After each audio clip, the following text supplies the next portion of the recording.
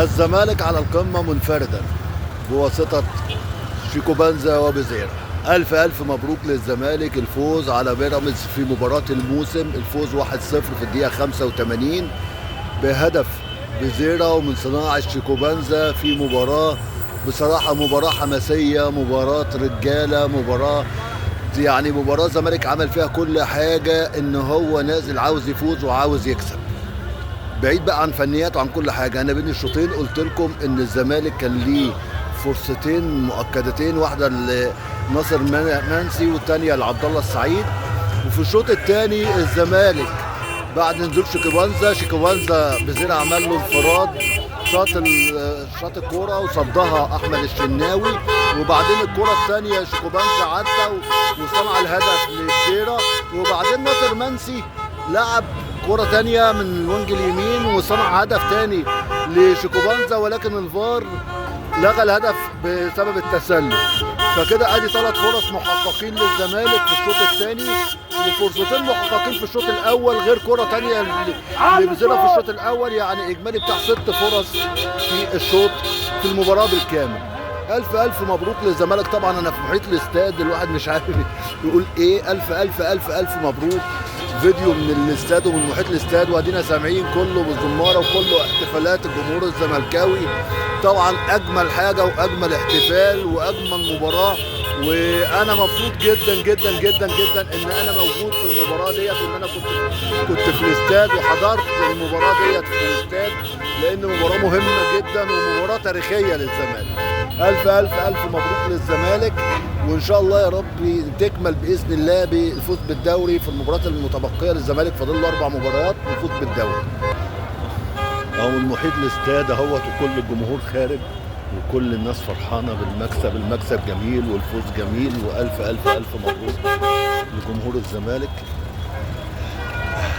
مباراه رجاله يعني بصراحه، مباراه رجوله. ما نتكلمش بقى خلاص. انا قلت 6 فرص، 3 في الشوط الاول و3 في الشوط الثاني، والحمد لله ربنا كلل المجهود بالهدف بتاع وان بزيرة اللي هو احسن لاعب في الموسم كله واحسن لاعب في الدوري المصري السنه دي. فالف الف الف مبروك، وان شاء الله ماتش انبي يوم الاثنين اللي جاي، وبعد كده ماتش الاهلي، وان شاء الله الزمالك يكسب كل ماتشاته بجداره وهيبقى فرق كبير جدا. السلام عليكم ورحمه الله وبركاته. وادي الاحتفالات اهيت من محيط الاستاد، كل الجماهير ماشيه بتحتفل وفرحانه، وكل اهوت ماشي الاحتفالات اهيت، كله ماشي بيحتفل. يعني بصراحه يا لا من اجواء جميله، الفوز جميل والمكسب جميل. فوز جميل والجماهير الزملكاويه هي كلها في محيط استاد القاهره.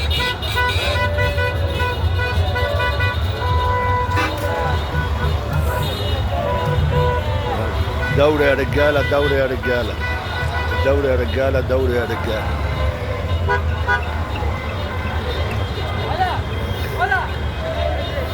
يلا مليون مبروك، مليون مليون مليون مبروك للزمالك. ان شاء الله نعمل فيديو تاني بقى ننزل فيه بقى حاجات من استاد القاهره، بقى اللقطات المهمه في استاد القاهره وزي فلوج كامل كده ان شاء الله على الماتش باذن الله.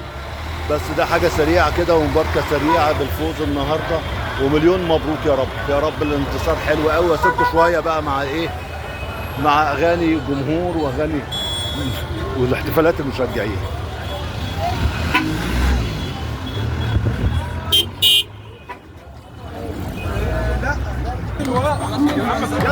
والاحتفالات هي في الزملكاويه.